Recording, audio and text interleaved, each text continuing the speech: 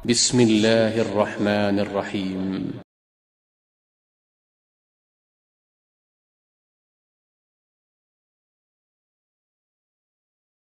Narasumber selanjutnya yaitu Ibu Emeraldina, di mana ini sangat penting sekali karena kita tadi sudah banyak-banyak berharap apakah mitos dan fakta ternyata fakta ya. Jadi menunggu vaksin itu ternyata lama. Jadi bagaimana kita mengatasi kekhawatiran tadi, Ibu Dina akan menjelaskan di presentasi beliau. Mungkin ada yang belum kenal dengan siapa Ibu Dina ini. Beliau adalah psikolog sekaligus co-founder sahabatku ini mengawali karirnya di perusahaan multinasional yang bergerak di bidang minyak dan bumi dan gas, dengan posisi terakhir sebagai HR Business Partner Global HR Business Service di Houston, Texas. Ibu Dina memiliki sertifikasi keahlian sebagai Neurolinguistic Program atau disebut NLP, Practitioner the Society of NLP di US, Certified Communication Skill Practitioner Sinergi Lintas Batas, serta Certified Hypnotherapist Indonesian Board of Hypnotherapy. Saat ini Ibu Dina sangat aktif dalam kegiatan psikolog, parenting, kajian untuk perempuan dan remaja diaspora di Qatar. Untuk menyingkat waktu, kami persilahkan kepada Ibu Dina. Oke, terima kasih Pak Tana. Saya minta tolong dibantu share screen ya Pak ya. Di sini saya gelap nih, nggak bisa share. Sebelumnya, Bismillahirrahmanirrahim. Assalamualaikum warahmatullahi wabarakatuh. Saya berterima kasih terima kasih banyak kepada tim dari KBRI, Permika, dan teman-teman dari tim Satgas COVID di Doha, Qatar atas kesempatan yang telah diberikan kepada saya hari ini. Suara saya sudah jelas ya Pak Tana ya? Jelas sekali Bu. Alhamdulillah. Jadi giliran saya nih mudah-mudahan belum pada ngantuk ya Bapak-bapak dan Ibu-ibu semua ya. Jadi barangkali saya hanya akan menerangkan sedikit tentang wellness dan bagaimana sedikit cara untuk coping dengan stres selama pandemi untuk Anda dan keluarga.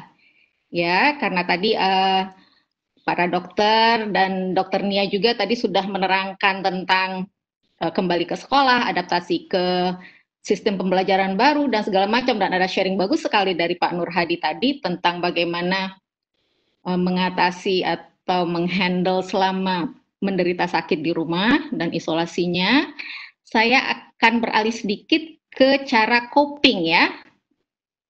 Coping dengan stres selama pandemi. Oke, silakan Pak, slide pertama Pak. Jadi yang paling penting di sini sebenarnya berdasarkan tadi yang sudah diucap atau diterangkan oleh teman-teman saya sebelumnya ya, Bapak-bapak dan Ibu-ibu, plan dan prepare dulu. Itu paling penting ya, karena kita tidak tahu what's next. Ya, kita tidak tahu siapa yang akan kena berikutnya atau apapun yang akan terjadi kita tidak tahu. Nah, planning dan preparation itu penting sekali. Kita harus tahu apa dan bagaimana, ya. Jadi yang pertama-tama kali kita perlu tahu barangkali adalah know your resources. Apa dan bagaimana. Pertama, ketahui tindakan apa yang perlu dilakukan jika Anda sendiri atau anggota keluarga menunjukkan gejala sakit. Ya, ini penting. Harus tahu siapa yang harus dihubungi, nomor telepon berapa yang harus ditelepon, ya itu semua harus tahu. Dan make sure semua anggota keluarga di rumah juga tahu. Kalau perlu, Anda tuliskan di dalam kertas, di print di kertas, dan ditaruh misalnya di kulkas, ya. Dengan planning yang jelas, dengan preparation seperti itu, misalnya, semua sudah tahu apa tindakan yang harus dilakukan. Jadi tidak panik ketika kejadian berlangsung. Ya, kemudian hubungi tenaga ahli sebelum memutuskan untuk self treatment. Ya, akhir-akhir ini kita suka mendengar atau membaca di WhatsApp group tuh ya, terutama ada teknik-teknik atau alternatif pengobatan tertentu yang viral. Ada yang katanya pakai obat malaria, terus ada yang terakhir saya dengar itu pakai kayu putih katanya ya.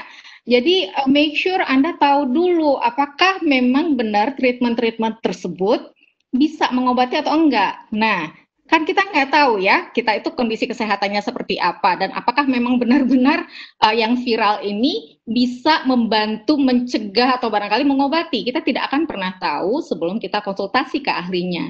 Jadi penting sekali untuk mempertimbangkan matang-matang dan berkonsultasi dulu dengan yang lebih paham mengenai treatment apa yang perlu dilakukan. Nah, yang berikutnya adalah mengetahui di mana dan bagaimana mendapatkan perawatan kesehatan, ya. Nah, kalau misalnya Anda tidak tahu, penting sekali bagi Anda untuk menghubungi tim Satgas COVID yang terdekat di lingkungan sekitar Anda, ya. Jadi di masing-masing daerah itu sudah ada koordinator dari tim Satgas COVID dan Anda seharusnya sudah tahu siapa orang tersebut. Ya, kalau misalnya ada bapak-bapak atau ibu-ibu di sini yang belum mengenal siapa koordinator tim Satgas di daerahnya masing-masing, silakan cari tahu ya, karena masing-masing daerah itu sudah ada koordinatornya masing-masing ya. Kemudian selain perawatan kesehatan, barangkali ya selama ini saya juga banyak didatangi oleh teman-teman yang ternyata mengalami sedikit kecemasan, mengalami rasa khawatir yang sangat berlebihan ya, dan bingung nggak tahu mau ngomong sama siapa. Ya, penting juga untuk mengetahui siapa-siapa saja dan nomor berapa misalnya yang perlu dihubungi untuk konsultasi masalah-masalah psikologi, untuk mengetahui apakah di luar sana ada ahlinya yang bisa membantu untuk terapi psikologi ya, yang baik yang langsung maupun yang tidak. Nah, sekarang ini kan banyak sekali ya.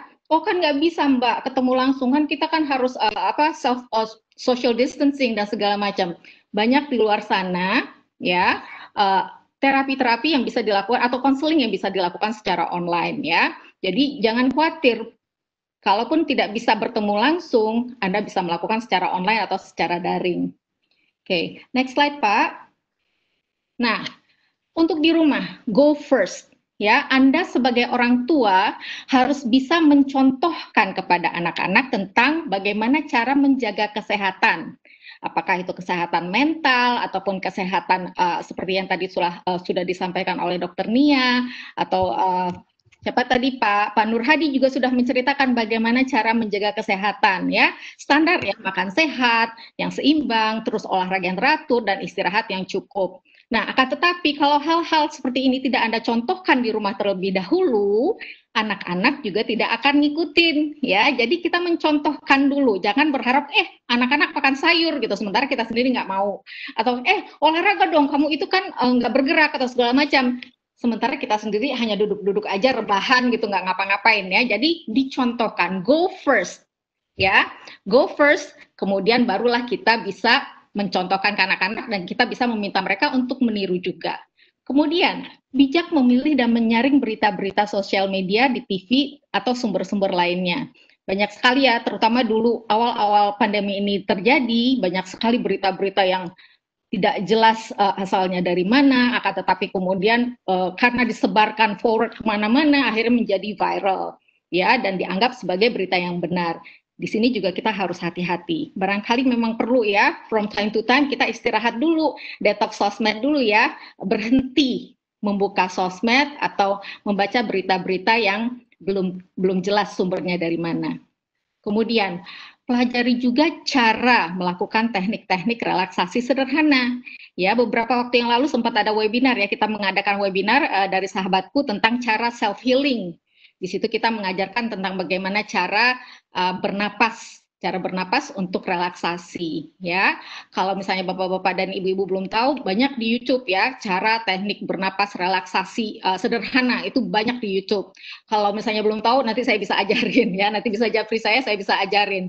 Tapi sudah banyak sekali ya. Salah satunya adalah teknik bernapas 478 ya, barangkali udah banyak yang tahu. Jadi menarik napas dalam-dalam, napas perut melalui hidung ya, selama 4 ketukan 4 detik, kemudian ditahan selama 7 detik, dan kemudian dikeluarkan perlahan melalui mulut sebanyak 8 detik atau 8 hitungan ya, teknik 478. Itu yang paling sederhana. Jadi ketika Anda merasa cemas, merasa tidak bisa bernapas, hyperventilated seperti itu, bisa dicoba dengan melakukan teknik pernapasan 478.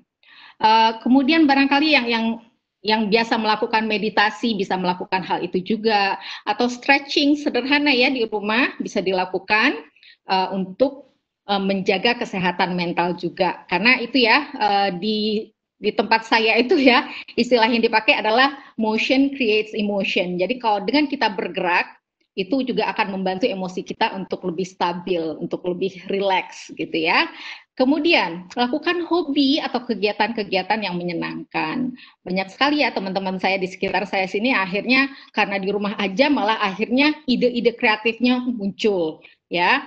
Banyak yang mulai memasak, banyak yang udah mulai baking, banyak yang sekarang mulai memelihara tanaman ya. Makanya sekarang itu di mana-mana kayaknya tanaman laku deh. Kemudian, jaga hubungan dengan kerabat atau komunitas keagamaan dengan memanfaatkan teknologi.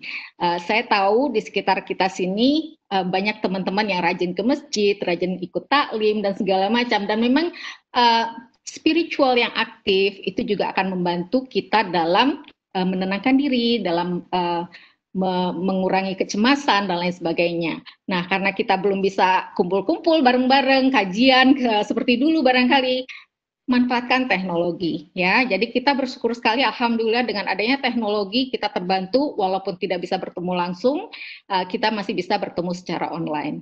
Next Pak, please. 1 menit lagi, Ibu. Ya, silakan. Makasih Pak. Family matters ya, ini yang paling penting. Terutama untuk anak. Children see, children do ya. Jadi tolong perhatikan bagaimana Anda taat terhadap protokol kesehatan. Selama Anda tidak bisa mencontohkan hal yang baik, selama itu pula lah Anda tidak bisa berharap banyak kepada anak-anak ya. Orang tua adalah panutan.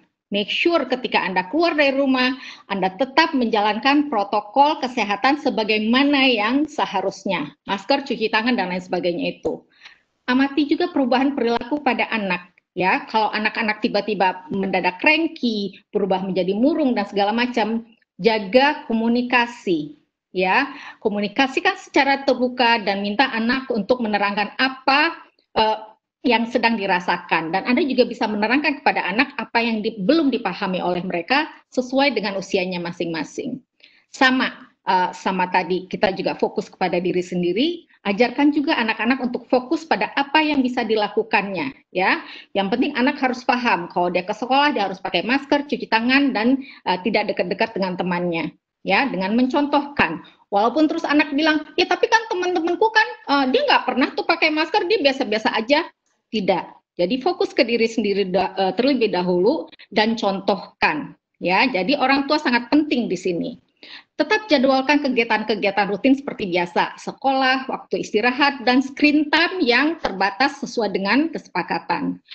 Luangkan waktu untuk kegiatan bersama ya Bapak dan Ibu, jangan lupa seperti misalnya pakai video workout, olahraga bersama, kemudian membaca, kemudian virtual tour ya, tolong kita bisa memanfaatkan Google Earth itu ya untuk tetap jalan-jalan keliling dunia. Jadi sekali lagi manfaatkan teknologi. Kalau misalnya kita belum bisa traveling secara langsung, kita bisa traveling dengan virtual. Next Pak. Nah kalau ABG gimana? ABG kadang-kadang memang mereka itu spesial ya. Jadi buat jadwal rutin ya yang menunjang online learning. Jadi kalaupun memang mereka itu harus screen time, make sure ketika mereka belajar, mereka tidak melakukan hal yang lain. Sehingga begitu tiba waktunya mereka itu membutuhkan waktu untuk downtime, mereka bisa memanfaatkan downtime tersebut dengan melakukan hal-hal yang mereka inginkan. Ya, memang ABG tidak bisa dipisahkan dengan yang namanya gadget. Akan tetapi di sini orang tua harus bijak sehingga gadget tidak dijadikan satu-satunya pengisi waktu luang bagi anak remaja terutama. Jaga komunikasi yang jujur dan terbuka, kemudian stay active, body and mind ya. Karena kalau body dan mindnya tidak dimanfaatkan dengan positif, anak-anak itu akan kembali lagi larinya ke gadget dan larinya ke gadget. Manfaatkan mind-nya untuk memikirkan misalnya tentang proyek-proyek apa yang bisa dilakukan selama mereka harus di rumah. Ya, banyak sekali kesempatan atau option untuk melakukan kegiatan dari rumah ya. Mereka bisa, bahkan sekarang pun mereka bisa apply untuk kuliah jarak jauh di universitas Ivy League di Amerika ya, dari Stanford, dari Harvard, dan itu free of charge. Dan orang tua juga kalau bisa ya memfasilitasi seperti itu ya. Jadi selalu aktif body and mind, sehingga mudah-mudahan dengan pikiran kita selalu terisi dengan yang positif, kita mengurangi memikirkan hal-hal yang tidak pasti atau hal-hal yang bisa memicu kecemasan. Itu saja dari saya. Next slide. Oke, itu saja karena waktu saya pendek, jadi barangkali saya tidak bisa terlalu detail, akan tetapi silakan kalau misalnya ada yang mau ditanyakan, bisa ditanyakan nanti di sesi tanya jawab. Terima kasih Pak Katrana. Sama-sama Bu Dina, luar biasa sebenarnya, tapi waktu juga yang harus pendek ya, kita untuk bisa dikepres lari ya Bu.